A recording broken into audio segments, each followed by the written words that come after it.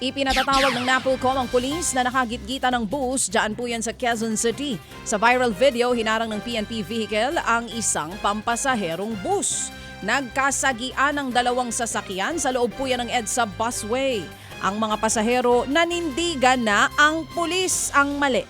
Nagrereklamo na rin ang ilan dahil ilang minuto na naabala ang kanilang biyahe. Magsasagawa na ng administrative review ang PNP para malaman ang nararapat na aksyon sa pulis. Pinagre-report naman ni NAPOLCOM Commissioner Ralph Calinisa ng pulis na sangkot sa insidente. Anya, hindi daw dapat madungisan ang reputasyon ng kapulisan dahil sa pang-aabuso ng iilan. Patuloy pa ring nasusunog ang Navotas Sanitary Landfill. Sa video nakuha po ng MDRRMO ng kalapit na bayan ng Obando, kitang patuloy na pagliyab ng apoy sa landfill. Mababa pa rin ang kalidad ng hangin sa ilang lungsod sa Metro Manila dahil po sa sunog. Sa datos ng DENR, acutely unhealthy o lubusang mapanganib sa kalusugan ang kalidad ng hangin sa Valenzuela City. Very unhealthy o sobrang mapanganib naman sa kalusugan ang hangin po sa Malabon, Marikina at Quezon City. Unhealthy naman o mapanganib ang naturang hangin sa kalusugan sa Navotas at Caloocan. Pinaalalahanan ng mga residente sa mga lungsod na magsuot po ng face mask. Grabe.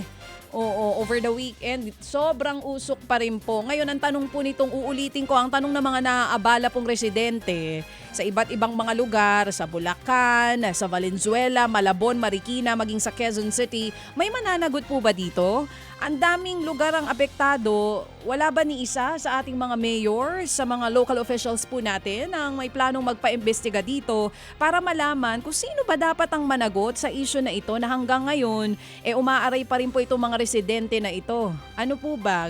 Ganun na lang po ba yon? Titiisin na lang natin hanggang sa wala ng usok? Samantala mga kapatid, sa iba pang balita, sugatan ang 17 sakay ng modern jeep na sumalpok sa isang poste ng kuryente sa Cubao sa Quezon City. Kita po sa CCTV kung paanong bigla na lamang sumulpot ang sasakyan at pumangga sa poste. Sa lakas po ng impact, nasira ang isang traffic light sa lugar. Wasak na wasak din ang harap ng modern jeep. Sa inisyal na impormasyon, 3 sa mga sugatan ang nabalian. Karamihan naman po ay nagkaroon ng galos sa katawan. Dinala na po sila sa ospital.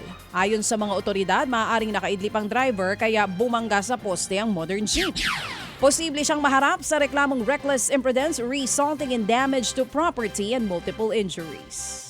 Mga kapatid, para sa iba pang mga balita at impormasyon, sundan niyo po kami sa X, Instagram, Facebook at syempre sa TikTok, True Network PH. Mag-subscribe din po kayo sa aming YouTube channel, True Network. May website din po tayo, truenetwork.ph, at pwede nyo rin po kaming mapanood sa Channel 19 ng aming True FM TV. Lagi pa rin makinig sa radyo dito po sa 105.9 True FM dahil dito, laging true sa'yo, kapatid. Ito tayo sa totoo, tunay at tapat.